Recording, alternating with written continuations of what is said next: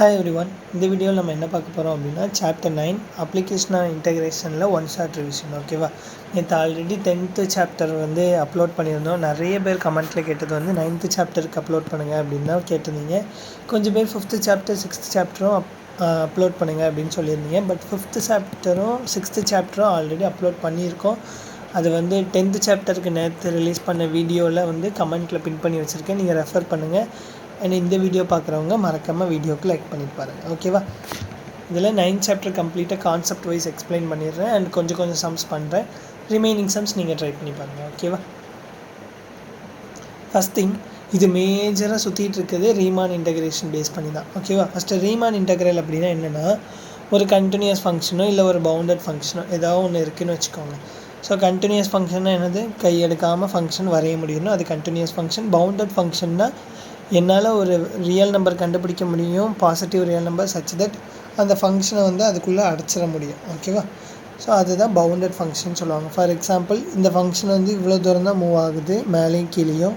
Sir நான் இந்த வேல்யூவை எடுத்துக்கிட்டேன் அப்படின்னா அது என்ன ஆயிரும், மேலேயும் கீழேயும் சேர்த்து இந்த ஃபங்க்ஷனை பவுண்ட் பண்ணிடும். ஸோ இதை தான் நம்ம என்னென்னு சொல்லுவோம், பவுண்டட் ஃபங்க்ஷன் அப்படின்னு சொல்லுவோம். இது எதில் டிஃபைன் பண்ணியிருக்காங்க, க்ளோஸ்ட் ஏபியில் டிஃபைன் பண்ணியிருக்காங்க. ஸோ இந்த ரீஜியன்லேருந்து இந்த ரீஜியன் வரைக்கும் எடுத்துக்கணும். சரி, f need not have the same sign இருக்கக்கூடாதுன்னு சொல்லியிருக்காங்க. ஸோ நான் கொஞ்சம் மேலேயும் கொஞ்சம் கீழேயும் வரைஞ்சிருக்கேன். ஓகேவா, இப்போது இந்த ரீமான் இன்டெகிரேஷன் அப்படிங்கிறது எப்படி கண்டுபிடிக்கணும் அப்படின்னா, அவங்க கொடுத்துருக்க இன்டர்வல் இருக்குல்ல, க்ளோஸ்ட் ஏபி, இந்த இன்டர்வலை நீங்கள் என் சப் இன்டர்வலாக பிரிக்கணும். ஓகேவா, என் சப் இன்டர்வலாக எப்படி பிரிப்பீங்க, இதிலேருந்து இது வரைக்கும், இதிலேருந்து இது வரைக்கும், இப்படியே என் சப் இன்டர்வலாக இதை பிரிக்கிறோம். சரியா, இப்போ பிரிச்சுட்டு உள்ளேருந்து ஏதாவது ஒரு வேல்யூ எப்சிலான் எடுக்கிறோம். சரியா, இந்த ஒவ்வொரு இன்டர்வல்குள்ளேயும் ஏதாவது ஒரு வேல்யூ, சென்டர் வேல்யூ தான் எடுக்கணும் அப்படிலாம் இல்லை, ஏதாவது ஒரு வேல்யூ எடுத்து அதோட இமேஜ் இருக்கும்ல அதை எடுத்துப்போம். அது என்னவாக இருக்கும், எஃப் ஆஃப் எப்சிலானாக இருக்கும். ஸோ இந்த மாதிரி வேல்யூஸ் எடுத்துகிட்டு நம்ம என்ன பண்ணுவோம்னா ஒரு ரீமான் சம் கண்டுபிடிப்போம். அந்த சம்மும் இதுவும் சேமாக இருக்கும். எப்போ அப்படின்னா லிமிட் அப்ளை பண்ணுறப்ப. சரியா, அதுதான் ரீமான் இன்டெகிரேஷனோட கான்செப்ட். ஓகே, இப்போ இந்த பார்ட்டிஷன் நம்ம ஒன்று தானே எடுத்திருக்கோம், இதெல்லாம் சேம் டிஸ்டன்ஸில் இருக்கணுமா அப்படின்னா அப்படிலாம் இல்லை, நம்ம இஷ்டத்துக்கு எடுத்துக்கலாம். ஓகேவா, இது இப்படி சின்னதாக எடுத்துக்கலாம், அடுத்த இன்டர்வல் பெருசாக எடுத்துக்கலாம். ஓகேவா, ஸோ எப்படினாலும் எடுத்துக்கலாம். ஸோ ஒவ்வொரு பார்ட்டிஷன்லேயுமே நமக்கு ஏகப்பட்ட எப்சிலான் வேல்யூ இருக்கும் இல்லையா. ஸோ இது ஒரு எப்சிலான் வேல்யூ, அப்புறம் இது பக்கத்துலேயே எடுத்தோம்னா இதுவும் இன்னொரு எப்சிலான் வேல்யூ தான். ஸோ ஒவ்வொரு பார்ட்டிஷனை பொறுத்தே நமக்கு uncountable number of epsilon value கிடைக்கும். அது ரிகார்டிங்காக நமக்கு ஏகப்பட்ட ரீமான் சம் கிடைக்கும். ஸோ இதில் நமக்கு எப்படி யூனிக் வேல்யூ, ஏன்னா ஏரியான்னு நம்ம இப்போ ஒரு இன்டெகிரேஷன் கண்டுபிடிக்கிறோம். For example integral 0 to 1 x dx அப்படின்னா நம்ம என்ன பண்ணுவோம், x²/2 வேல்யூஸ் அப்ளை பண்ணுவோம், 0 1. ஸோ 1/2 - 0, ஆன்சர் என்னது 1/2. நமக்கு சிங்கிள் வேல்யூ தானே வேணும், பட் நமக்கு இங்கே எக்கச்சக்க வேல்யூ வருது அப்படின்னா என்ன பண்ணுவோன்னா limit n tending to infinity அனுப்பிட்டு டெல்டா எக்ஸ், அதாவது xi - xi-1ஓட லென்த்தை முடிஞ்ச அளவுக்கு 0க்கு புஷ் பண்ணுவோம். ஓகேவா, முடிஞ்ச அளவுக்கு இதை ஸ்ட்ரிங்க் பண்ணிகிட்டே வரும். இப்படியே குறைச்சிட்டே வர்றப்ப நமக்கு என்ன ஆயிரும்னா யூனிக் வேல்யூ கிடச்சிரும். ஸோ இதை தான் நம்ம என்னன்னு சொல்கிறோம், ரீமான் இன்டெகிரேஷன் அப்படின்னு சொல்கிறோம். ஓகேவா, இதில் x0 வேல்யூவை நம்ம ஏன்னு எடுத்துப்போம், லாஸ்ட் வேல்யூவை நம்ம பின்னு எடுத்துப்போம். ஓகேவா, ஸோ இதுதான் ரீமான் இன்டெகிரேஷனை பொறுத்த வரைக்கும். இந்த எப்சிலான் ஐ வந்து நமக்கு xi-1 xiக்குள்ளே சூஸ் பண்ணணும். அதாவது ஒவ்வொரு இதில் இருந்தோம், இதுதான் xi-1 அப்படின்னா இதுதான் xi-யாக இருக்கும். இதுக்குள்ளேருந்து சூஸ் பண்ணுற எப்சிலான் என்னவாக இருக்கும், எப்சிலான் 1ஆக இருக்கும். ஓகேவா, ஸோ இப்படி சூஸ் பண்ணுற எப்சிலான்ஸை வச்சு நம்ம கண்டுபிடிக்கிற சம் என்ன சம்னு பாருங்கள், summation of f of epsilon i, இது பேர் எப்சிலான். ஓகேவா, எப்சிலான் ஐ xi - xi-1, இது என்னன்னு சொல்லுவோம், ரீமான் சம்முன்னு சொல்லுவோம், corresponding to the partition. So ஒவ்வொரு பார்ட்டிஷனை பொறுத்து நமக்கு எக்கச்சக்க ரீமான் சம் கிடைக்கும். ஓகேவா, அந்த ரீமான் சம்ஸ் எல்லாம் கண்ட்ரோல் பண்ணி ஒரு ஃபைனைட் வேல்யூ கொண்டு போகிறதுக்கு என்ன பண்ணணும்னு பாருங்கள், லிமிட் எடுக்கணும். And maximum of xi - xi-1 எங்கே தான் அனுப்பணும், 0க்கு தான் அனுப்பணும். இப்படி அனுப்புகிறப்ப நமக்கு சிங்கிள் வேல்யூ கிடைக்கும். அந்த வேல்யூ தான் நம்ம என்னென்னு சொல்கிறோம், டெஃபினைட் இன்டெக்ரல் அப்படின்னு சொல்கிறோம். ஓகேவா, இதில் 3 ரூல் இருக்குது. Left hand rule, right hand rule, middle point rule. ஓகேவா? லெஃப்ட் ஹேண்ட் ரூல்னால் இந்த இன்டர்வல் இருக்குல்ல, இந்த இன்டர்வலில் இந்த எக்ஸ் நாட்டை நம்ம எப்சிலான்னு சூஸ் பண்ணோம் அப்படின்னா அது லெஃப்ட் ஹேண்ட் ரூல். அதுவே எக்ஸ் ஒன்னை வந்து நம்ம எப்சிலான் ஒன்னு சூஸ் பண்ணோன்னா இது ரைட் ஹேண்ட் ரூல். ஓகேவா? அதாவது ஒவ்வொரு சப் இன்டர்வலோட இந்த பாயிண்ட் இருக்கும்ல, இதெல்லாம் நம்ம எப்சிலானை சூஸ் பண்ணால் லெஃப்ட் ஹேண்ட் ரூல். அதுவே இந்த வேல்யூஸ் இருக்கும்ல, இதெல்லாம் சூஸ் பண்ணோம் அப்படின்னா ரைட் ஹேண்ட் ரூல். ஸோ நீங்கள் ஃபார்முலாவில் எதையுமே ஞாபகம் வைக்க வேண்டாம், இந்த ரீமான் சம்மை மட்டும் ஞாபகம் வச்சுக்கோங்க. லெஃப்ட் ஹேண்ட் ரூல்னால் எப்சிலானுக்கு பதிலாக இந்த வேல்யூவை சூஸ் பண்ணணும், xi-1. ஸோ இங்கே எப்சிலான் ஐக்கு பதிலாக xi-1 இருக்கணும். ஸோ அதான் இங்கே இருக்குது. ஓகேவா? அதுவே ரைட் ஹேண்ட் ரூல்னால் என்ன பண்ணணும், எப்சிலான் வேல்யூவை இதை சூஸ் பண்ணிக்கணும். ஸோ இங்கே இதுக்கு பதிலாக என்ன இருக்கும், xi-ன்னு இருக்கும். அது ரைட் ஹேண்ட் ரூல். அப்போ மிடில் பாயிண்ட் ரூல் என்னவாக இருக்கும், இது ரெண்டையும் ஆட் பண்ணி 2ஆல் டிவைட் பண்ணால் நமக்கு என்ன கிடச்சிரும், ஒவ்வொரு சப் இன்டர்வலோட மிடில் பாயிண்ட் கிடச்சிரும். ஸோ அதுதான் middle point rule. So epsilon எப்படி சூஸ் பண்ணணும், xi + xi-1/2 அப்படின்னு சூஸ் பண்ணிக்கணும். அதுதான் அடுத்த ஃபார்முலா. ஸோ நீங்கள் ஃபார்முலாவில் எதையும் மனப்பாடம் பண்ண தேவையில்லை, இந்த முதல் ரீமான் சம்மை மட்டும் மனப்பாடம் பண்ணிக்கிட்டீங்க அப்படின்னா. ஸோ இது ரிலேட்டடாக நம்ம ஒரு சம் பார்ப்போம். அதுக்கு முன்னாடி கொஞ்சம் ரிமார்க்ஸ் பார்த்துக்கலாம். ஃபஸ்ட் ரிமார்க் பாருங்கள், இப்போ f(x) வந்து கம்ப்ளீட்டாக நான் நெகட்டிவ் மேலேயே இருக்குதுன்னு வச்சுக்கோங்க. f(x) கீழே வரல. ஓகேவா? கீழே வரல, ஃபுல்லாக மேலேயே தான் இருக்குது அப்படின்னா நம்ம அதோட இன்டகிரேஷன் எப்படி கண்டுபிடிப்போம்னு பாருங்கள். இன்டெக்ரல் ஃப்ரம் a to bனா என்ன அர்த்தம், x = a, x = bன்னு அர்த்தம். சரியா? ஸோ x = a லைனை வரையணும், x = b லைனை வரையணும். தென் மேலே தானே இருக்குது, ஃபங்க்ஷன் எல்லாம் எப்படி இருக்குது, நான் நெகட்டிவ் மேலேயே தான் இருக்குது. ஸோ மேலேயே இருக்கனால நம்ம என்ன பண்ணிடுறோம், எக்ஸ் ஆக்சிஸை சேர்த்து எடுத்துக்கிறோம். ஸோ இது 3 சைடால் பவுண்ட் பண்ணிட்டோம். மிச்சம் உள்ள பவுண்டை என்ன பண்ணோம், இதால் பவுண்ட் பண்ணிடணும். ஸோ இதுதான் என்னது, இந்த கர்வோட ஏரியா. ஓகேவா? புரியுதா? நம்ம என்ன பண்ணுறோம், அந்த ஃபங்க்ஷனை பவுண்ட் பண்ணி அந்த பவுண்டட் ரீஜியனோட ஏரியாவை கண்டுபிடிக்க போகிறோம். இது என்ன மெத்தடில் கண்டுபிடிக்கிறோம், நார்மல் ரீமன் இன்டகிரேஷனில். ஓகேவா? அதுமாதிரி ஃபங்க்ஷன் கீழே இருந்தாலும் என்னது தான், அதே தான், இந்த லைனு இந்த லைனு இது. பட் இங்கே வர ஏரியா எப்படி இருக்கும், எல்லாம் நெகட்டிவாக இருக்கும். ஸோ நம்ம என்ன பண்ணிடணும், ஒரு மாடுலஸ் அப்ளை பண்ணிடணும். மேலே உள்ள ஃபங்க்ஷன் பாசிட்டிவாக தான் இருக்கும். ஸோ ஒரு பிரச்சனையே இல்லை, மாடுலஸ்லாம் அப்ளை பண்ண வேண்டாம். தென் இந்த மாதிரி ஃபங்க்ஷன் ஸ்ப்ளிட் ஆகி கிடந்துச்சுன்னா, மேலேயும் கீழேயுமா சேர்த்து இருந்துச்சுன்னா என்ன பண்ணணும்னா, ஃபங்க்ஷனை பீஸாக பிரிச்சுக்கணும். ஓகேவா?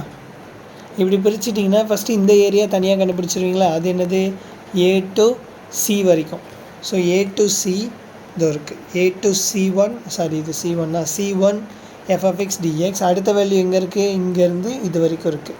So c1 to c2 f(x) dx. ஓகேவா? c1 to c2 f(x) dx. அடுத்த வேல்யூ c2லேருந்து x = b வரைக்கும் உள்ள வேல்யூ ஏரியா 3ன்னு எடுத்துருக்கேன். சரியா?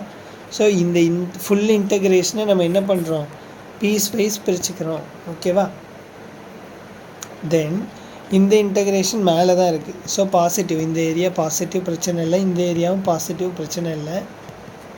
ஓகேவா? பட் இந்த ஏரியா என்னது, இது நெகட்டிவ். நெகட்டிவ் அப்படின்னா என்ன வரும், ஆன்சர் வந்து மைனஸில் வரும். ஸோ அந்த மைனஸ் போகிறதுக்காக நான் இங்கே ஒரு மைனஸ் சேர்த்துருக்கேன். ஓகேவா? ஸோ இது என்ன ஆயிரும், -(a2) பாசிட்டிவாக மாறிடும். ஸோ இதுதான் இந்த ஏரியாவோட, சாரி இந்த வேல்யூவோட ஏரியா. தென் ஒரு சம், இது ரொம்ப சிம்பிளான சம் தான். பட் என்னென்னா கேல்குலேஷன் அதிகமாக இருக்கும். சரியா? இது என்ன கேட்டிருக்காங்கன்னு பாருங்கள். Integral 0 to 0.5 x² dx. x² dxக்கான வேல்யூ நமக்கு ஈஸியாக கண்டுபிடிச்சிடலாம். x³/3 0.5 to 0ன்னு போட்டு இதுக்கு வேல்யூ சப்ஸ்டியூட் பண்ணோம் அப்படின்னா நமக்கு என்ன கிடச்சிரும், ஏரியா கிடச்சிரும். பட் இந்த ஏரியா தான் left hand rule area, right hand rule area, middle point ஏரியாவா அப்படின்னா அது நமக்கு தெரியாது. ஏன் அப்படின்னா மிடில் பாயிண்ட் ரூல் ஏரியா தான் மோஸ்ட்டாக நம்ம கண்டுபிடிக்கிற ஏரியாவாக இருக்கும். வேறஸ் லெஃப்ட் ஹேண்ட் ரூலும் ரைட் ஹேண்ட் ரூலும் இதோட பவுன்ஸாக இருக்கும். இந்த பக்கம் உள்ள வேல்யூ இந்த பக்கம் உள்ள வேல்யூவாக இருக்கும், மிடில் பாயிண்ட் சென்டரில் உள்ள ஏரியாவாக இருக்கும், இதுதான் எக்ஸாக்ட் ஏரியாவாக இருக்கும். ஓகேவா? சொல்யூஷன் ஃபஸ்ட்டு இதை சால்வ் பண்ணலாம். சரியா? இப்போ நம்ம என்ன பண்ணணுமா, இதை 5 ஈக்குவல் பீஸாக பிரிக்கணுமா, 0 to 0.5. ஸோ 0 + 0.5/5 என்ன ஆகும், 0.1. ஸோ 5 இன்டர்வலாக பிரிக்கணும் அப்படின்னா ஒரு லைன் வரைஞ்சிக்கலாமா?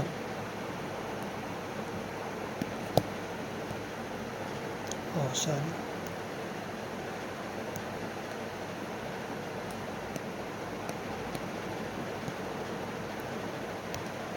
ஸோ இது 0, 0.1, 0.2, 0.3, 0.4 அண்ட் இது 0.5ன்னு எடுத்துக்கலாம். ஓகேவா? இப்போ 5 ஈக்குவல் இன்டர்வலாக பிரிச்சிட்டோம் பாருங்கள், 1 2 3 4 5.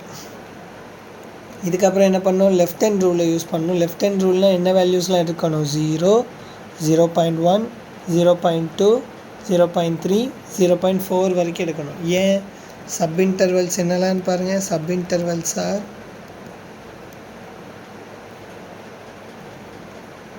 0, 0.1, 0.1, 0.2, 0.2, 0.3, 0.3, 0.4 and 0.4, 0.5. ஓகேவா? நான் இதில் வந்து நமக்கு ரீமான் சம் என்னன்னு தெரியும்ல, 0 to 0.5 x² dx equal to summation running over I running from 1 to 5. Okay, ஐலாம் தேவையில்லை, நம்ம டேரெக்டாக சம்மே எழுதிடலாம். f of 0 இன்ட்டு ஃபார்முலா என்னது, summation f of xi minus 1 xi minus xi minus 1. ஓகேவா? இதுதான் ஃபார்முலா. ஸோ f of 0 எப்படி எழுதணும், எப்சிலானுக்கு பதிலாக இந்த லெஃப்ட் ஹேண்ட் வேல்யூஸ் மட்டும்தான் சூஸ் பண்ணணும். ஸோ அந்த வேல்யூஸை மட்டும் எடுத்து இப்போ எழுத போகிறோம். ஸோ இது இங்கே இருக்கும். தென் இங்கே என்ன எழுதணும், xi minus xi minus 1. இங்கே இதான் xi, இதான் xi minus 1. அப்போ 0.1லேருந்து 0வை கழித்தோம் அப்படின்னா 0.1 தான் வரும். ப்ளஸ் f of 0.1 இன்ட்டு 0.1, இங்கே எல்லாமே சேம் வேல்யூ தான் வரும். f of 0.2 into 0.1, f of 0.3 into 0.1 and f of 0.4 into 0.1. சரியா? இது 0. ஓகேவா? இதை கொண்டு போய் இங்கே f of x என்னது, f of x equal to x². இங்கே கொடுத்துருக்காங்களா, இதுதான் f of x. ஸோ அந்த வேல்யூவில் சப்ஸ்டியூட் பண்ணணும். என்ன வேல்யூவை, 0.1. 0.1 கொண்டு போய் ஸ்கொயர் பண்ணோம் அப்படின்னா அது என்ன ஆகும், ஒரு டிஜிட் தள்ளி போகும், 0.01 மாறிடும். 0.01 இன்ட்டு 0.1 ப்ளஸ் 0.2 கொண்டு போய் சப்ஸ்டியூட் பண்ணோம் அப்படின்னா 0.04 மாறிடும், இன்ட்டு 0.1. இப்படியே எழுதிட்டு போகணும். 4 வரப்போ என்ன ஆகும், 16 ஆயிரும். 0.16 இன்ட்டு 0.1. இப்போ இது எல்லாத்தையும் திருப்பி 0.1 மல்டிப்ளை பண்ணோன்னா இன்னும் ஒரு டிஜிட் தள்ளி போயிடும். அப்போது 0.001 மாறிடும். சரியா? therefore integral 0 to 0.5 x² equal to 0.001, 0.004, 0.009, 0.016. 5 some கண்டுபிடிச்சா 4 தான் இருக்குது அப்படின்னு கேட்காதீங்க. இந்த ஃபஸ்ட் வேல்யூ என்ன ஆயிடுச்சு, 0 ஆயிடுச்சு. ஸோ 4 தான் இருக்குது. இதை 4 ஆட் பண்ணிடுங்க. ஸோ 10 0 மிச்சம் 2 3 0 0. ஸோ சம் எவ்வளோ, 0.30. நான் இதுக்கு ஆன்சர் செக் பண்ணிக்கிறேன். யா சாரி, ஆன்சர் எழுதுகிறப்போ மாற்றி எழுதிட்டோம். 0.030. ஸோ இதுதான் லெஃப்ட் ஹேண்ட் ரூலுக்கான ஆன்சர். சிமிலர்லி ரைட் ஹேண்ட் ரூலும் கண்டுபிடிப்போம். ஓகேவா? இல்லை ரைட் ஹேண்ட் ரூல் நீங்கள் கண்டுபிடிச்சி கமெண்ட் பண்ணுங்கள் ஆன்சர். நான் வந்து மிடில் பாயிண்ட் போகிறேன் டேரெக்டாக. ஓகேவா? அப்போ மிடில் பாயிண்ட் ஒன்றே முதல்ல கண்டுபிடிச்சி வச்சுருங்க. ஸோ எப்சிலான் 1 என்னது x0 + x1/2 which is equal to 0 + 0.1/2 0.55. Epsilon 2 என்னது அப்படின்னா x1 + x2/2 which is equal to 0.1 + 0.2/2. அப்போ 0.3ல் 2ஆல் டிவைட் பண்ணோம் அப்படின்னா 0.15. எப்சிலான் 3 அதே மாதிரி டேரெக்டாக நான் எழுதிடுறேன் 0.25.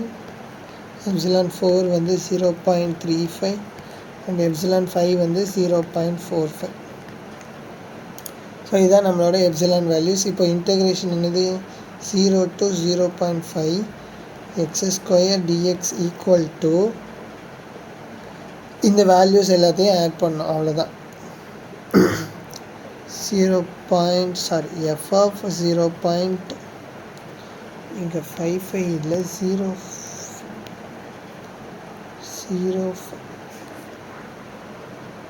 கரெக்டாக? எஸ் கரெக்டாக.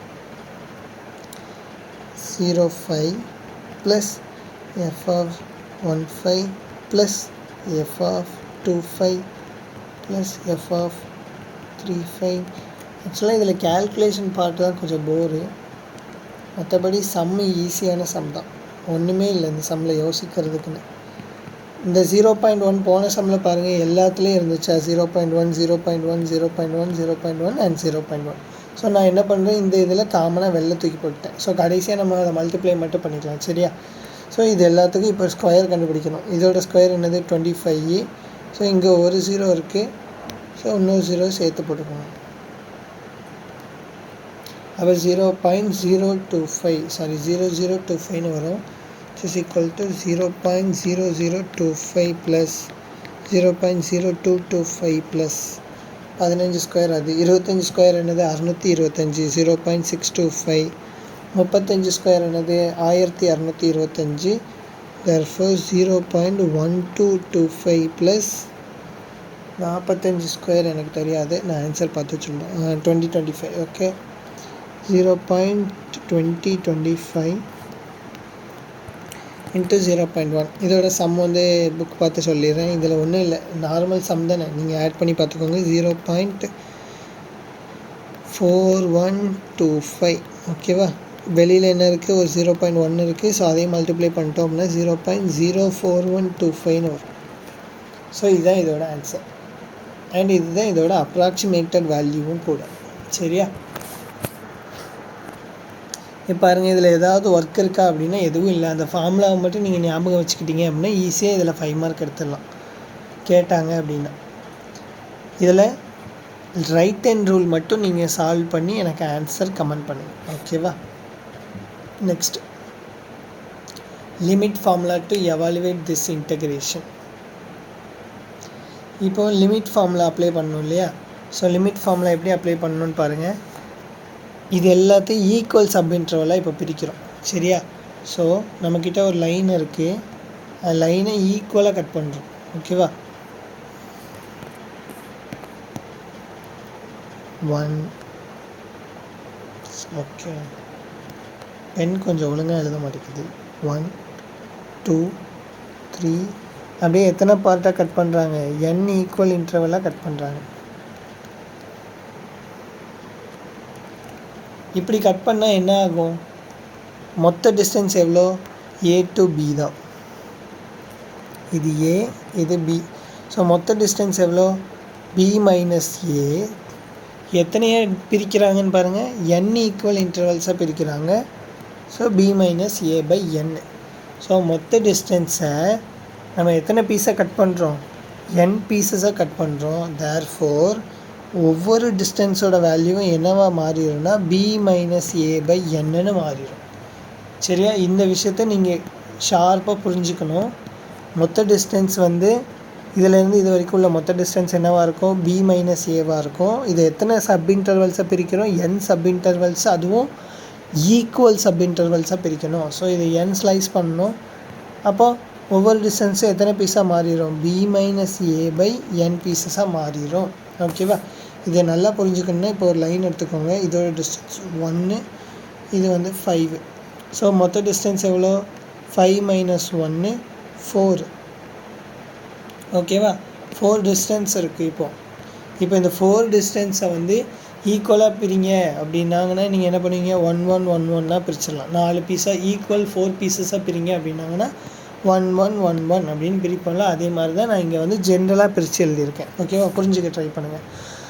தேர்ஃபோர் இந்த வேல்யூ என்னது, இது x1, இது x0. அப்போ x1 மைனஸ் x0 என்னவாக இருக்கும், b மைனஸ் ஏ பை என்னாக இருக்கும். x2 மைனஸ் x1 என்னவாக இருக்கும், அதுவும் b மைனஸ் ஏ பை என்னாக தான் இருக்கும். x3 மைனஸ் x2 அதுவும் என்னவாக தான் இருக்கும், b மைனஸ் ஏ பை என். ஏன்னா எல்லா இன்டர்வல்லையும் ஈக்குவலாக ஸ்ப்ளிட் பண்ணியிருக்கோம். ஸோ எல்லாத்தோடைய வேல்யூவும் சேமாக தான் இருக்கும். ஸோ இந்த ஓவரால் வேல்யூ இருக்கா, இதுக்கு பதிலாக நான் என்ன சப்ஸ்டியூட் பண்ண போகிறேன்னா b minus a by n substitute பண்ண போகிறேன். ஸோ அதுதான் நான் அடுத்த ஸ்டெப்பில் பண்ணியிருக்கேன், b minus a by n. இப்போ xiக்கு நம்ம மாற்றி சப்ஸ்டியூஷன் கொடுக்கணும். ஓகேவா? இப்போ இது a அப்படின்னா இந்த வேல்யூ என்னவாக இருக்கும், a plus i into h அப்படின்னு இருக்கும். ஹச்சோட வேல்யூ தான் இங்கே என்னது, b மைனஸ் ஏ பை என். ஓகேவா? ஏலேருந்து கொஞ்சம் இன்க்ரிமெண்ட் ஆகிருக்கு. எவ்வளோ இன்க்ரிமெண்ட் ஆகிருக்கு அப்படிங்கிறத பார்க்குறதுக்கு தான் நமக்கு இங்கே வேல்யூ இருக்குது. இதிலேருந்து இது வரைக்கும் எவ்வளோ டிஸ்டன்ஸ் இருக்கான், b minus a by n distance இருக்கான்.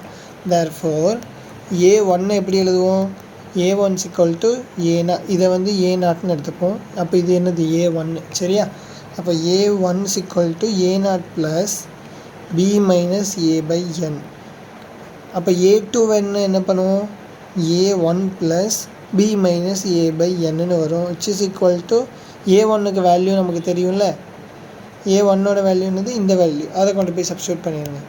அப்போ a0 plus b minus a by n plus b minus a by n. So இங்கே 2 டைம்ஸ் இருக்கா. So a0 plus 2 times b minus a by n. அதை தான் இங்கே ஜென்ரலாக எழுதியிருக்கோம். f ஆஃப் a ப்ளஸ் ஐங்கிறது எதுலேருந்து எது வரைக்கும் போகுது, 1லேருந்து n வரைக்கும். ஸோ நான் இங்கே a0க்கு எழுதுகிறப்ப இங்கே 1ன்னு வந்துச்சு. அதுவே a1க்கு எழுதுகிறப்ப இங்கே 1 வந்துச்சு. அதுவே a2க்கு எழுதுகிறப்ப இங்கே என்ன வந்திருக்கு, 2 வந்திருக்கு. ஸோ இதே மாதிரி aiக்கு எழுதுகிறப்ப இங்கே i டேர்ம் வரும். அதுதான் இங்கே ஜென்ரலாக எழுதியிருக்கேன். ஓகேவா? ஸோ இதுலேயுமே மனப்பாடம் பண்ணுறதுக்குன்னு எதுவுமே கிடையாது. நீங்கள் ஸ்டார்டிங்கில் படித்த ரீமான் சம்மை மட்டும் ஞாபகம் வச்சுருந்தா போதும். இதுக்கு பதிலாக என்ன சப்ஸ்டியூஷன் கொடுத்தோங்கிறது உங்களுக்கு தன்னால் ஞாபகம் வந்துடும். இதுக்கு பதிலாக என்ன சப்ஸ்டியூஷன் கொடுக்கணுங்கிறது இதை வச்சுட்டு உங்களுக்கு தன்னால் ஞாபகம் வந்துடும். ஓகேவா? ஸோ அந்த ஃபார்முலா மட்டும் ஞாபகம் வச்சுக்கோங்க. ஃபார்முலா என்னது, ஒன்ஸ் அகேன் எழுதுவோமா, integral a to b f of x dx equal to limit n tending to infinity b minus a by n summation I running from 1 to n f of a plus b minus a by n times ஒரு i வரணும். i முன்னாடி எழுதுனா பின்னாடி எழுதுனாலும் பிரச்சனை இல்லை, இது வேறு. Okay, இப்போ ஏக்கும் பிக்கும் சப்ஸ்டியூஷன் கொடுக்குறோம். இதை 0ன்னு போட்டு இதை 1ன்னு போட்டால் என்ன ஆயிரும், இங்கே 1 வந்துடும், இங்கே 0 வந்துடும். 1 மைனஸ் 0 என்னது, 1 தான். ஸோ இதுவும் 1 ஆயிரும், இந்த வேல்யூ 1 ஆயிரும். ஸோ அதை தான் அடுத்த இதில் எழுதியிருக்கு. ஓகேவா? 0 to 1 f of x dxன்னு இருந்தால் லிமிட் என்னவாயிரும், 1/n சம்மேஷன் f of i/nன்னு மாறிடும். ஸோ இதை வச்சுட்டு ஈஸியாக சம்மை சால்வ் பண்ணலாம். பட் இதெல்லாம் நீங்கள் ஏற்கனவே ஜென்ரலாக சால்வ் பண்ணி பழகினதுனால இதில் சால்வ் பண்ணுறதுக்கு கொஞ்சம் கஷ்டமாக இருக்கும். ஓகேவா? Evaluate x dx as the limit of சம்னு கொடுத்துருக்காங்க. ஸோ லிமிட் ஆஃப் சம்னு கேட்டாங்க அப்படின்னா நீங்கள் இந்த மாதிரி ரீமான் சம்மில் தான் சால்வ் பண்ணணும். ஓகேவா? ஃபஸ்ட்டு இதை ஜென்ரலாக சால்வ் பண்ணி வச்சுக்கோங்க.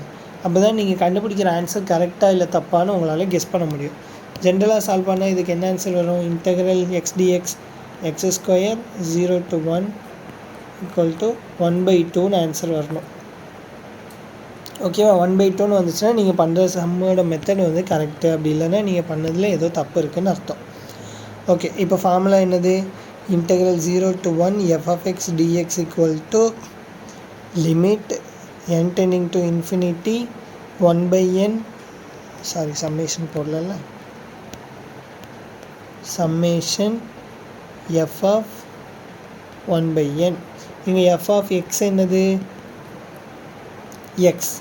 அப்போ f of 1/n என்னது 1/n. சரியா?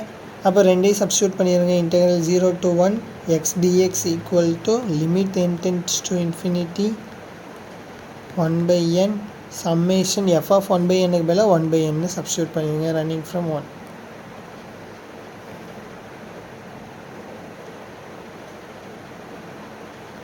i/n. Okay i/n. ஓகேவா? சாரி i/n இருக்கு, நான் மாற்றி எழுதிட்டேன். i/n அண்ட் இங்கே சம்மேஷன் வந்து ரன்னிங் ஃப்ரம் i. ஓகே, இப்போ இது எழுதுங்க. Limit n tends to infinity 1/n. மேலே உள்ளதுக்கு மட்டும்தான் சம்மேஷன் இருக்குது. இந்த n வந்து இண்டிபெண்ட்டாக இருக்குது. ஸோ இந்த எண்ணை வந்து வெளில தூக்கிடுங்க. So n² summation i. Summation ஐனா என்ன அர்த்தம்? Limit n tends to infinity 1/n² 1 + 2 + 3 + up to எது வரைக்கும் எழுதணும்? n வரைக்கும் எழுதணும் ப்ளஸ் n. ஓகேவா? அடுத்த ஸ்டெப்பில் அந்த சம்மேஷன் வந்து நீங்கள் ஆன்சர் சொல்லுங்கள். வேறு பேஜ் எடுத்துக்கலாமா?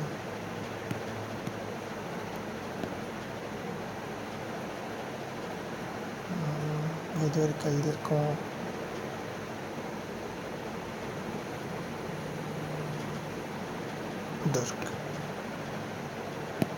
Okay.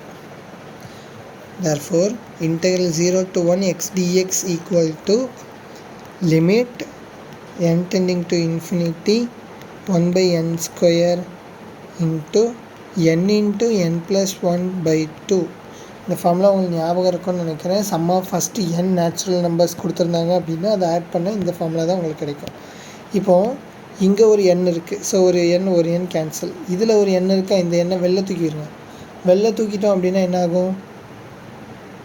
இந்த எண்ணை வெளில எடுத்துட்டோம் அப்படின்னா இந்த எண்ணை மறுபடியும் கேன்சல் ஆகும். பாருங்கள், ஒரு n கேன்சல் பண்ணிட்டோம் அப்படின்னா limit n tending to infinity 1/n இருக்குது. இன்ட்டு வெளில ஒரு n எடுத்துட்டோம் அப்படின்னா உள்ளே 1 + 1/n வந்துடும். பை ஒரு 2 இருக்குது. ஸோ இந்த எண்ணெய் கேன்சல் பண்ணிடுங்க. இப்போ லிமிட் அப்ளை பண்ணிடுங்க. இப்போது லிமிட் வந்து எப்படி இருக்குது? n அப்ளை பண்ணுறப்ப இன்ஃபினிட்டி போகுது அப்படின்னா 1/n அப்ளை பண்ணுறப்ப எங்கே போகும்? 0க்கு போகும். ஓகேவா? n இன்ஃபினிட்டிக்கு போகுதுன்னா 1/n எங்கே போகணும்? 0க்கு போகணும். இது உங்களுக்கு புரியுதான்னு பாருங்கள்.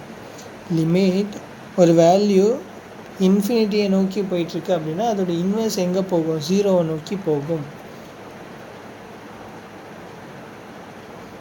Therefore இங்கே என்ன ஆகும்?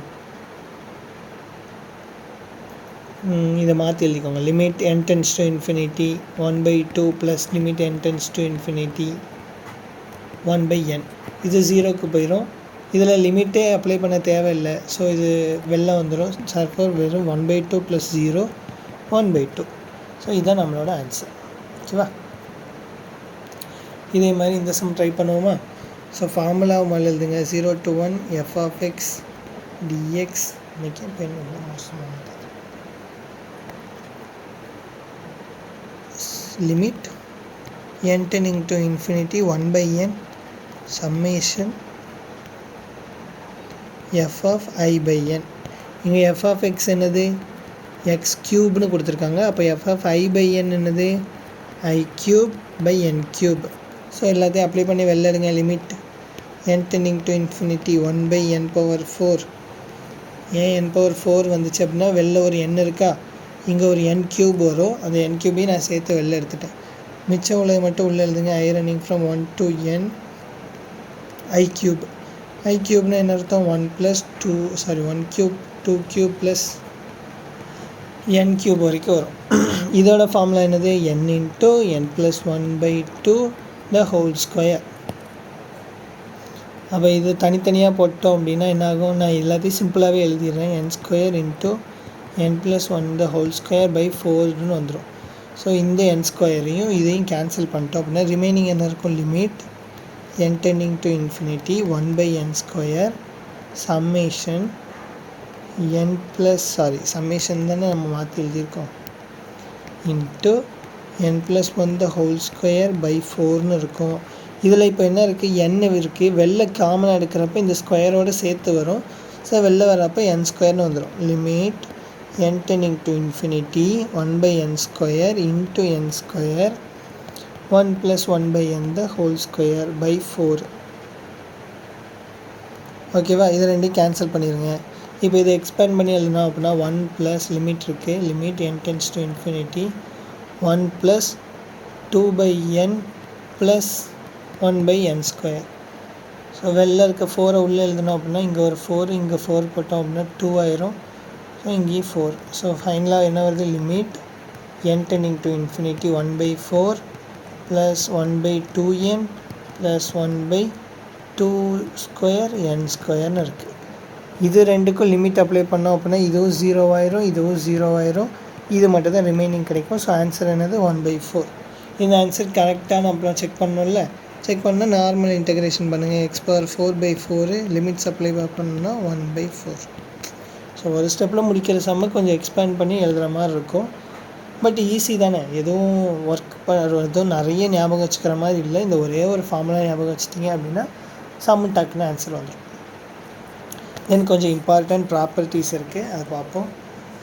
ஃபஸ்ட்டு ப்ராப்பர்ட்டி என்ன அப்படின்னா, இந்த எக்ஸ் இருக்குல்ல, இந்த எக்ஸ் வந்து ஒரு டம்மி வேரியபிள். நீங்கள் என்ன வேல்யூ வேணாலும் போட்டுக்கலாம். இதுக்கு பதிலாக எக்ஸுக்கு பதிலாக டி போடணுன்னு தோணுச்சுன்னா டி போட்டுருங்க, யூ போடணுன்னு தோணுச்சுன்னா யூ போட்டுக்கலாம். என்னன்னாலும் சப்ஸ்டியூட் பண்ணி மாற்றிக்கலாம். பட் சப்ஸ்டியூட் பண்ணி மாற்றுறப்ப இங்கே மாற்றுற வேல்யூ யூவாக இருந்துச்சுன்னா அது கரஸ்பாண்டிங்காக இங்கே உள்ள வேல்யூஸையும் மாற்றணும். சரியா? பட் இங்கே பிரச்சனை இல்லை, வெறும் எக்ஸுக்கு பதிலாக யூ அப்படின்னு அப்படியே டேரெக்டாக எடுத்திருக்காங்க, அதனால் பிரச்சனை இல்லை. சப்போஸ் இங்கே f(x + t dx) அப்படின்னு இருக்குது, இதுக்கு பதிலாக நான் யூன்னு எடுத்தேன் அப்படின்னா இந்த இன்டகிரன்ஸும் வேல்யூ மாறும். சரியா?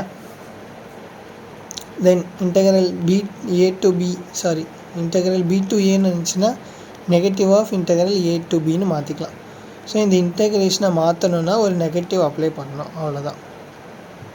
அடுத்து இந்த ப்ராப்பர்ட்டி நம்ம ஆல்ரெடி இந்த ப்ராப்பர்ட்டி யூஸ் பண்ணிட்டோம். அந்த ஏரியா பார்த்தோம்ல, நடுவில் ஒரு வேல்யூவை வச்சு ஏரியாவை ஸ்ப்ளிட் பண்ணிக்கலாம். இன்டெக்ரல் ஏபியை கண்டுபிடிக்கணும் அப்படின்னா a to c கண்டுபிடிச்சிட்டு c to b கண்டுபிடிச்சிக்கலாம். கம்ப்ளீட்டாக இப்படி ஒரு ஃபங்க்ஷன் இருக்குது a to bயில் அப்படின்னா ஃபுல்லாக ஒரே அட்டெம்ப்டில் கண்டுபிடிக்காமல் இப்படி பிரிச்சுட்டு a to c வரைக்கும் உள்ள ஏரியா கண்டுபிடிச்சிட்டு அப்புறம் c to b வரைக்கும் கண்டுபிடிச்சிக்கலாம். ஓகேவா? இப்படி ஃபுல்லாக கண்டுபிடிக்க மேலே. Next linearity property. ஆல்ஃபாலாம் இருந்துச்சுன்னா வெளில வந்துடும். இப்போ தானே பார்த்தோம். இன்டெக்ரல் 2x அப்படின்னு இருந்துச்சுன்னா என்ன பண்ணுவோம்? 2வை வெளில தூக்கி போட்டுருவோம். ஸோ 2 டைம்ஸ் இன்டெக்ரல் x dxன்னு மாறிடும். which is equal to 2 times x²/2ன்னு வந்து ஆன்சர் x²ன்னு வந்துடும். சரியா? ஸோ ஆல்ஃபாவும் பீட்டாவும் இங்கே கான்ஸ்டன்ட்ஸ். ஸோ அதனால் வெளில எடுத்துடலாம். Alpha comma beta are constants.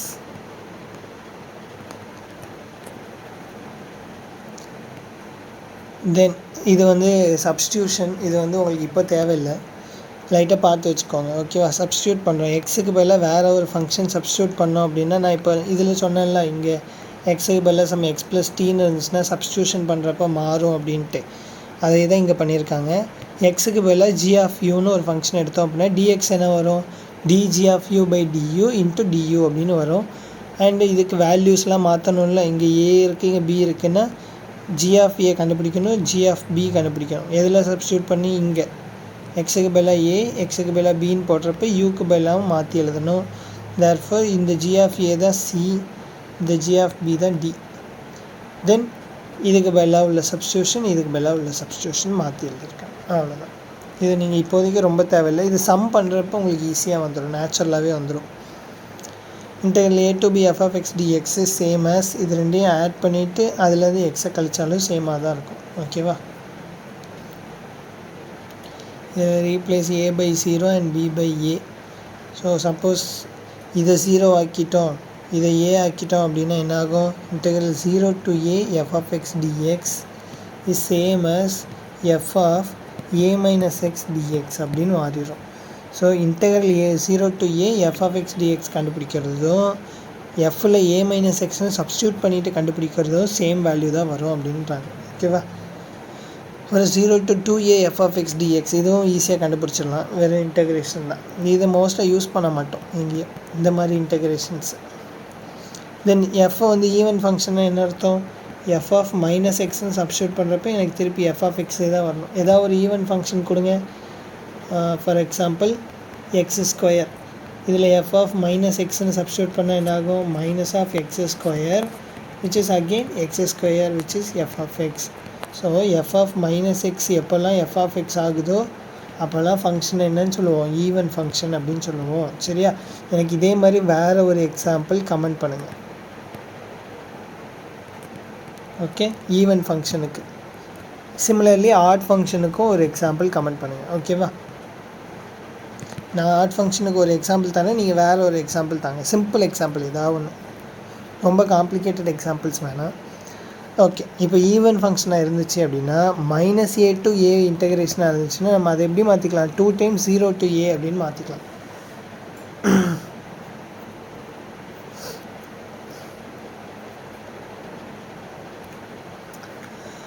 Then function add ஃபங்க்ஷனாக இருந்துச்சு அப்படின்னா -a to a f of x dx வந்து 0 ஆயிரும். ஓகேவா? இன்டகிரேஷன் வேல்யூ 0 ஆயிரும்.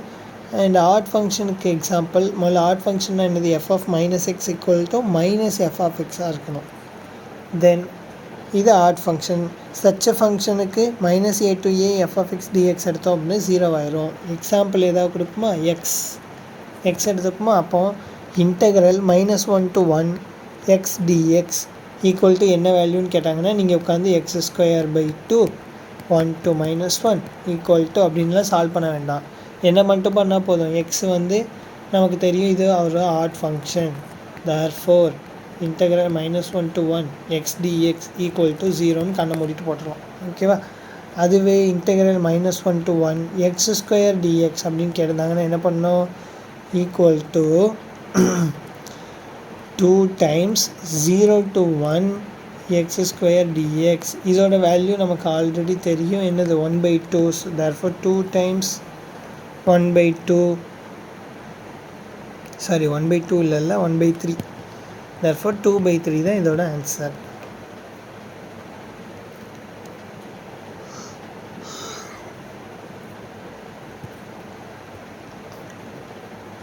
தென் இதெல்லாம் பீரியாடிக் ஃபங்க்ஷன்ஸ்.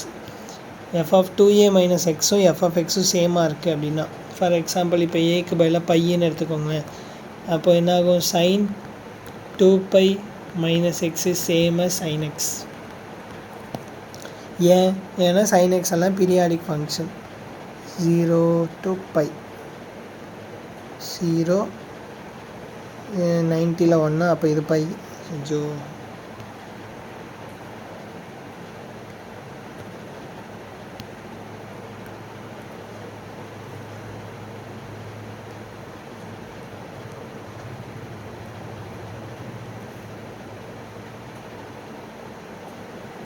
ஓகே.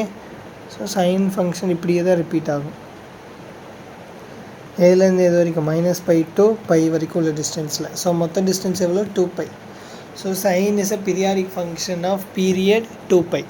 ஸோ 2πக்கு ஒவ்வொருக்க அதோட வேல்யூ சேம் ஆகிட்டே தான் இருக்கும். அந்த மாதிரி ஃபங்க்ஷன்ஸ் இருந்துச்சு அப்படின்னா அதோட இன்டகிரேஷன் எப்படி மாற்றிக்கலாமா, 0 to 2a f of x dx இருந்தால் 2 times 0 to aன்னு மாற்றிக்கலாம். இது வந்து சைனுக்கு ஒர்க் ஆகும், காசுக்கு ஒர்க் ஆகும்.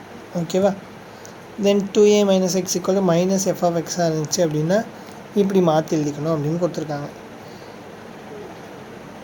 தென் இந்த கண்டிஷனை சாட்டிஸ்ஃபை பண்ணுற ஃபங்க்ஷனுக்கு இப்படி எழுதிக்கலாம். இது எல்லாமே மோஸ்ட்டாக நமக்கு எது யூஸ் பண்ணுவோம்னா ட்ரிக்னாமெட்ரிக் ஃபங்க்ஷனில் யூஸ் பண்ணுற ஃபார்முலாஸ். ஓகேவா? அந்த சிச்சுவேஷன் வர்றப்போ இந்த ஃபார்முலாஸ் பார்த்துக்கலாம். இப்போதைக்கு நீங்கள் எழுதி வச்சு மனப்பாடம் பண்ணிக்கோங்க முடிஞ்ச அளவுக்கு. தென் பெர்னாலிஸ் ஃபார்முலா வந்து என்னென்னா, integral u dv is equal to uv u dash v1 u double dash v2 minus u triple dash v3. இதாவது ஆல்டர்னேட்டிவ் ப்ளஸ்ஸாக மைனஸ் போட்டே வரணும். முதல்ல ப்ளஸ்ஸு, அப்புறம் ப்ளஸ்ஸு மைனஸ். இங்கே யூங்கிறது வந்து டெரிவேஷனல் ஃபங்க்ஷனாக இருக்கணும். ஓகேவா? யூங்கிறது டெரிவேட்டிவ் எடுக்க முடியும்னா அது எந்த ஃபார்மேட்டில் இருக்கணும், பாலினாமியல் ஃபார்மேட்டில் இருக்கணும்.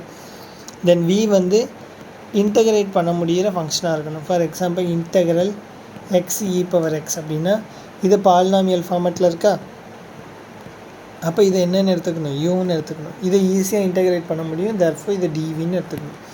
எடுத்துகிட்டு யூ டேஷ்னா ஃபஸ்ட் டெரிவேட்டிவ், யூ டபுள் டேஷ்னா செகண்ட் டெரிவேட்டிவ், தேர்ட் டெரிவேட்டிவ். இங்கே வந்து first integral, second integral, third integral, அப்படியே எக்ஸ்டெண்ட் பண்ணிகிட்டே போக வேண்டியதான். சரியா?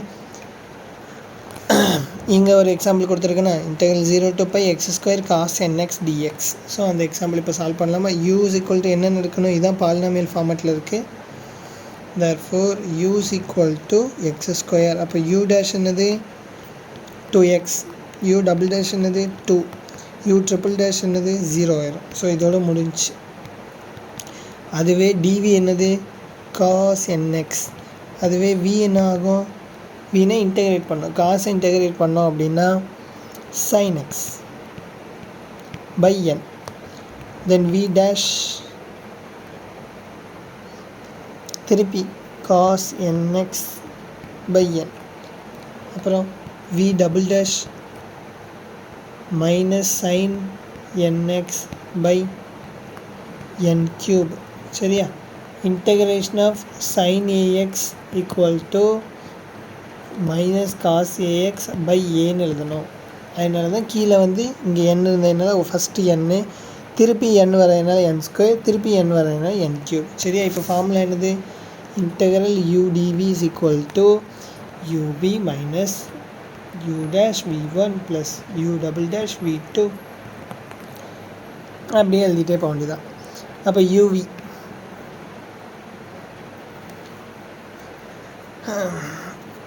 uv என்ன வந்திருக்குன்னு பாருங்கள், u into v.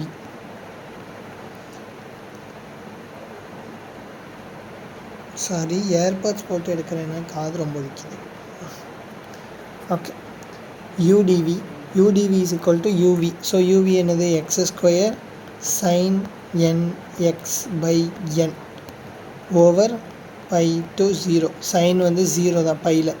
ஸோ இந்த வேல்யூ மேலே உள்ளது அப்ளை பண்ணால் 0 ஆயிரும், கீழே உள்ளது அப்ளை பண்ணாலும் 0 ஆயிரும். தர்ஃபோர் இந்த வேல்யூ டோட்டலாக 0 மைனஸ் u dash என்னது 2x, இங்கே என்ன இருக்குது minus of cos nx by n square. இங்கேயும் அப்ளை பண்ணோமா pi to 0 plus u double dash வந்து என்ன இருக்குது sin nx இருக்குது. தர்ஃபோர் இந்த வேல்யூ ஆட்டோமேட்டிக்காக 0 ஆயிரும். அதுக்கப்புறம் உள்ள எல்லா வேல்யூவும் 0 தான். ஏன் u ட்ரிபிள் டேஷ் 0 ஆயிடுச்சு, அப்புறம் உள்ள ஹையர் டெரிவேட்டிவ்ஸ் எல்லாமே 0 தான் ஆகும். ஸோ இந்த ஒரு வேல்யூ மட்டும் கண்டுபிடிச்சா போதும். அந்த வேல்யூ என்ன வரும், பை அப்ளை பண்ணோம் அப்படின்னா மைனஸ் 2π காஸ், வெளில ஒரு மைனஸ் இருக்குது, ஸோ ப்ளஸ் ஆயிடுச்சு. காஸ் nxோட பை அப்ளை பண்ணால் என்ன ஆகும், -1 cos -1 power n by n square. நான் ஆன்சர் செக் பண்ணிக்கிறேன்.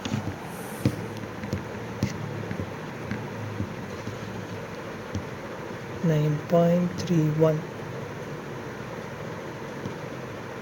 S, answer correct. ஓகேவா? எப்படி வந்துச்சுன்னு தெரியும் தானே. அப்பர் லிமிட் அப்ளை பண்ணோம், முதல்ல இந்த மைனஸும் சேர்ந்து ப்ளஸ் ஆயிடுச்சு. ப்ளஸ்ஸு ஒரு 2, எக்ஸுக்கு பதிலாக பை போட்டோன்னா 2π, அப்புறம் இது என்னது cos nπ by n square. Cos nπயோட வேல்யூ என்னது -1 பவர் n, வேறு சைன் nπயோட வேல்யூ என்னது 0. ஓகேவா? தென் ரிடக்ஷன் ஃபார்முலாவோட ஐ திங்க் உங்கள் சாப்டர் முடிஞ்சதுன்னு நினைக்கிறேன், இந்த சாப்டர். இதுக்கப்புறம் 9.8 தான். 9.8க்கு வந்து நான் கம்ப்ளீட்டாக கீ கொடுத்துருக்கேன், அதை செக் பண்ணிக்கோங்க. ஓகேவா? நான் இந்த வீடியோவோட கமெண்ட்டு கீழே பின் பண்ணி வைக்கிறேன். இந்த ஃபார்முலாலாம் ரொம்ப சிம்பிளான ஃபார்முலா தான், ஒன்றுமே இருக்காது படிக்கிறதுக்கு. பவர் n இருந்துச்சு அப்படின்னா என்ன பண்ணும், n-1 by n, n-3 by n-2. இதே ஃபார்மேட்டு தான் ரெண்டுக்குமே. 1/2 முடிஞ்சால் ஒரு π/2 போடணும், 2/3 முடிஞ்சால் எதையும் போட வேண்டாம். ஓகேவா? ஃபார்மேட் சேம் தான். கொடுத்துருக்க நம்பர் இப்போ 5ன்னு வச்சுக்கோங்களேன். சைன் 5x dxன்னு இருக்குன்னா 5 கொடுத்துருக்க நம்பர் 5. ஸோ 5 - 1லேருந்து ஆரம்பிக்கணும். என்னது 4/5, அப்புறம் 2 குறைச்சிருங்க, அப்புறம் 2/3. அவ்வளோதான், இதோட முடிஞ்சு. 2/3 வந்து அதோட நிறுத்திக்கணும். சப்போஸ் 6 கொடுத்துருந்தாங்கன்னா 5/6, 3/4, அப்புறம் என்ன வரணும் 1/2. 1/2ல் முடிஞ்சுன்னா π/2 ஆட் பண்ணிக்கணும். அவ்வளோதான். ஓகேவா? இதில் பெருசாக ஒன்றும் கால்குலேஷன்ஸ் இல்லை. அதுவே போத் ஆர் ஈவனாக இருந்துச்சுன்னா தான் கொஞ்சம் ஒர்க் அவுட் பண்ணணும். போத் ஆர் ஈவன்னா முதல்ல nலேருந்து ஆரம்பிக்கணும். n-1, n-3, n-5. இந்த கீழே உள்ள வேல்யூஸ் மட்டும்தான் மாறும். 2 ஆட் பண்ணி எழுதணும், அப்புறம் 2 குறைச்சி எழுதணும். வேறு இந்த டேர்ம் அப்படியே ரீப்ளேஸ் ஆகும், எம்முக்குள்ள டேர்ம் அப்படியே ரீப்ளேஸ் ஆகும். ஓகேவா? இந்த ஃபஸ்ட்டு செட் மட்டும்தான் மாறும், பட் ரெண்டாவது இதில் ரெண்டுமே மாறும். சரியா? ஏதாவது ஒன்று ஆட் நம்பராக இருந்துச்சு, இன்னொன்று ஈவனாக இருந்துச்சு அப்படின்னா அதோட ஃபார்முலா இது. பட் அது இப்போதைக்கு நமக்கு தேவையில்லை, எந்த சம்லையும் கேட்கலன்னு நினைக்கிறேன். ரெண்டுமே ஆடாக இருக்கிற மாதிரி, ஏதாவது ஒன்று ஆடாக இருக்கிற மாதிரி இருந்தாலும் நம்ம அதை ரீப்ளேஸ் பண்ணிக்கலாம். ஓகேவா? இப்போ ஏதாவது ஒன்று ஆட் நம்பராக இருக்குது அப்படின்னா எனக்கு அதை ஈவனாக மாற்றணும் அப்படின்னா அதை கன்வெர்ட் பண்ண முடியும்னா நமக்கு என்ன ஃபார்முலா இருக்குது? Cos square theta is equal to 1 minus sine square theta. இதை போட்டு மாற்றலாம். இல்லைனா sine square theta is equal to 1 minus cos square theta. இந்த சப்ஸ்டியூஷனை கொடுத்து மாற்றி வச்சிடலாம். மாற்றிட்டு ப்ரொசீட் பண்ணோன்னா நமக்கு என்ன வந்துடும்? ஆன்சர் வந்துடும். லாஸ்ட் ஃபார்முலா என்னது? 0 to 1 x power m 1 minus x the whole power m dx equal to m factorial into n factorial by m plus n plus 1 the whole factorial. இந்த ஃபார்முலா ரொம்ப important. ஏன்னா இந்த மாதிரி சம்மை நீங்கள் work out பண்ணோம் அப்படின்னா ரொம்ப கஷ்டம். Even x square into 1 minus x the whole ஸ்கொயரை சால்வ் பண்ணுறதுக்கே ரொம்ப டைம் ஆகும். ஏன்? X square into 1 plus x square minus 2x. So நீங்கள் 3 இன்டகிரேஷனை தனித்தனியாக சால்வ் பண்ணணும். அதுக்கு பதிலாக டேரெக்டாக இந்த ஃபார்முலா ஞாபகம் வச்சிட்டிங்கன்னா சப்ஸ்டியூஷன் மட்டும் போட்டுடலாம். என்ன formula? m factorial into n factorial by m plus n plus 1 the whole factorial. அவ்வளோதான். ஓகேவா? தென் இன்னும் கொஞ்சம் ஃபார்முலாஸ் நம்ம பார்ப்போம் அதுக்கப்புறம் உள்ளதில். இங்கே என்ன இருக்குது? ரெண்டுமே ஆடுன்னு இருக்குது. ரெண்டுமே ஆடுக்கு இங்கே எந்த கண்டிஷனும் இல்லை. அவன் நம்ம என்ன பண்ணிடலாம்? நமக்கு தெரிஞ்ச மெத்தடில் சால்வ் பண்ண ஆரம்பிச்சிடலாம். ஸோ என்ன ஃபார்முலா நான் சொன்னேன்? Sine square theta is equal to 1 minus cos square theta. அந்த ஃபார்முலாவை தான் நம்ம இங்கே சப்ஸ்டியூட் பண்ண போகிறோம். அப்போ integral 0 to π/2 sine square theta into sine தீட்டான்னு முதல்ல பிரிச்சுருங்க. Sign cube. சரியா? பிரிச்சுட்டு என்ன பண்ணலாம்? இந்த சைன் தீட்டாவை இங்கே சேர்த்து எழுதிருங்க. இந்த சைன் ஸ்கொயர் தீட்டாவுக்கு பதிலாக 1 மைனஸ் காஸ் ஸ்கொயர் தீட்டான்னு கொடுத்துருங்க. cos 5 theta into sin theta d theta. ஓகேவா? which is equal to அந்த cos 5 பவர் தீட்டாவை உள்ளே மல்டிப்ளை பண்ணுங்கள். முதல் டேர்மில் பண்ணால் அப்படியே இருக்கும், செகண்ட் டேர்ம்லேயும் பண்ணிடுங்க. 0 to π/2 cos 5 theta d theta. Sorry, sin thetaவும் இருக்குல்ல, sin theta d theta minus integral 0 to π/2. அடுத்த டேர்ம் என்ன இருக்குது? இங்கே 2 இருக்குது, இங்கே 5 இருக்குது. ஆட் பண்ணோன்னா 7 theta sin theta d theta sin theta d theta. ஓகேவா? இப்போ நம்ம என்ன பண்ண போகிறோம் அப்படின்னா இதை சால்வ் பண்ணலாம். அப்படி இல்லை அப்படின்னா சப்ஸ்டியூஷன் மெத்தட் போயிடணும். t is equal to cos thetaன்னு எடுத்துக்கோங்க. ஓகேவா? அப்போ dt என்ன வரும்? மைனஸ் காஸ் டிஃப்ரென்ஷியேட் பண்ண சைன் தீட்டா டி தீட்டா. இந்த சப்ஸ்டியூஷனை தான் கொடுக்க போகிறோம். ஓகேவா? இதில் இருந்து சைன் தீட்டா டி தீட்டா மட்டும் என்னென்னு கண்டுபிடிச்சிட்டா என்ன வரும்? மைனஸ் டிடின்னு வந்துடும். தென் இங்கே என்ன இருக்குது? இன்டகிரண்ட் வேல்யூஸ் இருக்குது. தீட்டாவை நம்ம இப்போ டீயாக மாற்றுறோம். தீட்டா வேல்யூ என்னெல்லாம் இருக்குது? 0வும் π/2வும் இருக்குது. அப்போது 0 போட்டோம் அப்படின்னா தீட்டாவுக்கு பதிலாக 0 போட்டோம் அப்படின்னா என்ன வரும்? காஸ் 0 1. தென் தீட்டாவுக்கு பதிலாக π/2ன்னு போட்டோம்னா காஸ் π/2 0. ஓகேவா? ஸோ இப்போ எல்லா சப்ஸ்டியூஷனையும் கொடுத்தாச்சு. மாற்றிடலாமா? தர்ஃபோர் இன்டகிரேஷன் எப்படி மாறும்னா 0க்கு பதிலாக 1 பாருங்கள், 0க்கு பதிலாக 1 π/2க்கு பதிலாக 0, 0க்கு பதிலாக 1 π/2க்கு பதிலாக 0. உள்ள வேல்யூஸ் எப்படி மாற்றணும்? டீன்னு எடுத்துருக்கோம் காஸ் தீட்டாவை. அப்போ இது என்னது? t⁻7. இங்கேயும் ஒன்று இருக்குல்ல, ஃபஸ்ட் இதையும் எழுதும். அப்போ t⁻5. அப்புறம் இது என்னது? சைன் தீட்டா டி தீட்டாக்கு மேலே நமக்கு என்ன கிடச்சிருக்கு? மைனஸ் டிடின்னு கிடச்சிருக்கு. மைனஸ் டிடி வெளில ஒரு minus 1 to 0 t⁻7 minus DD. இப்போ அடுத்து என்ன பண்ணலாம் அப்படின்னா நமக்கு இந்த ஃபஸ்ட்டு ப்ராப்பர்ட்டி என்ன படித்தோம்? சாரி, இது இருக்குது செகண்ட் ப்ராப்பர்ட்டி. இப்படி மைனஸில் இருந்துச்சுன்னா இப்படி மாற்றி எழுதிக்கலாம். மாற்றும் போது என்ன பண்ணணும்? இந்த லிமிட்டை மட்டும் மாற்றினா போதும். ஸோ அதான் இங்கேயும் பண்ண போகிறோம். ஓகேவா? அப்போ ரெண்டுலேயும் மைனஸ் இருக்கா? ஸோ 1 to 0ன்னு இருக்கிறத நம்ம என்ன மாற்றிக்கலாம்? 0 to 1ன்னு மாற்றிக்கலாம். So 0 to 1 t⁻5 dt minus 0 to 1 t⁻7 dt. இதோட இன்டெகிரேஷன் தெரியும்ல, வெறும் x dxோட இன்டெகிரேஷன் மாதிரி தான். அப்போ t power 6/6 minus t power 7/7 sorry 8/8 0 1 substitute பண்ணோம் அப்படின்னா என்ன வரும்? வெறும் 1/6 minus 1/8. therefore 8 minus 6/48 ஆன்சர் என்ன வருது? 2/48 1/24.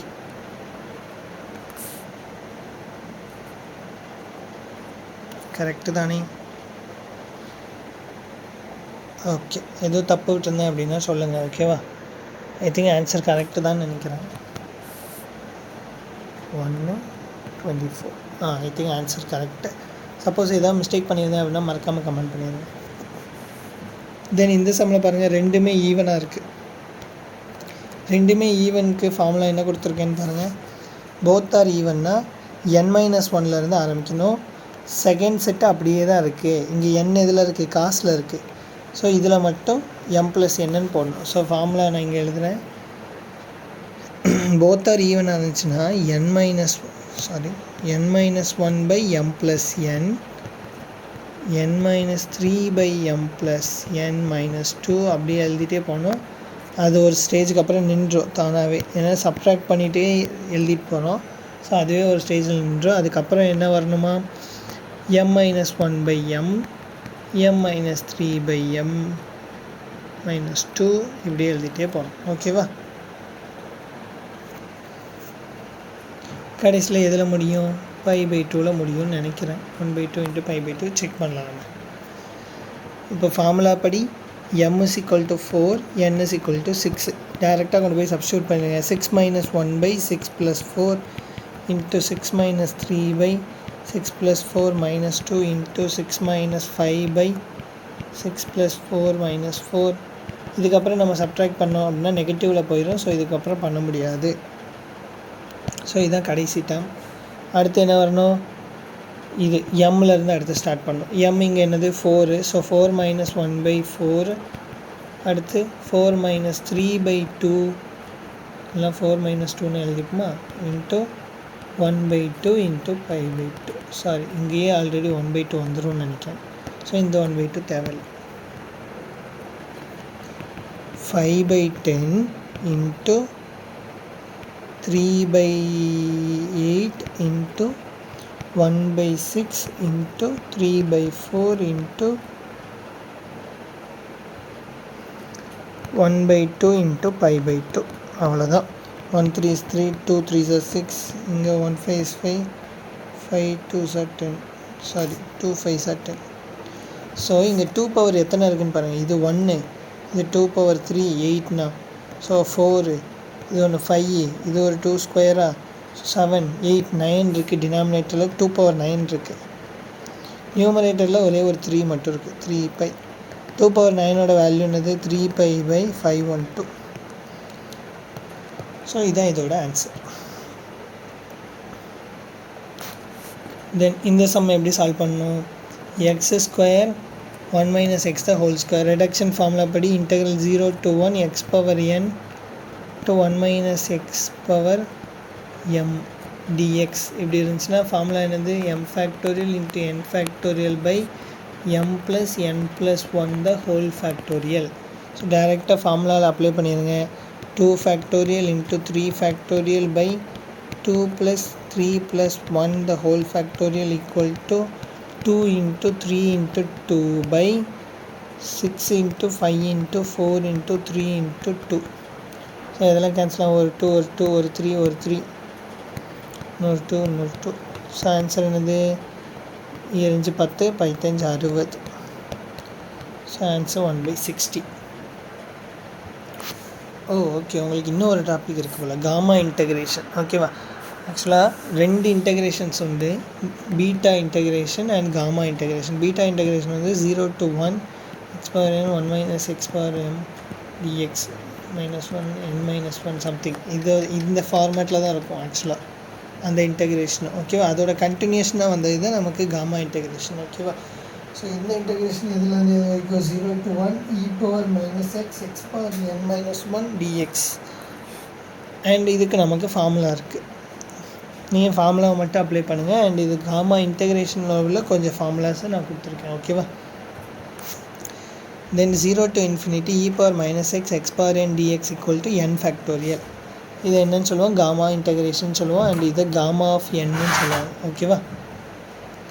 தென் gamma of n is equal to n minus 1 factorial. அப்போ இந்த இன்டெகிரேஷன் பார்க்கறதுக்கு எப்படி இருக்கும், equal to 0 to infinity e power minus x x power n minus 1 dx. So இங்கே n இருந்துச்சுன்னா இங்கே n போடுவோம்.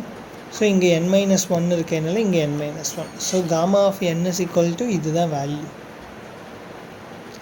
And gamma of n plus 1 வந்து n டைம்ஸ் காமா ஆஃப் என்னன்னு எழுதிக்கலாம்.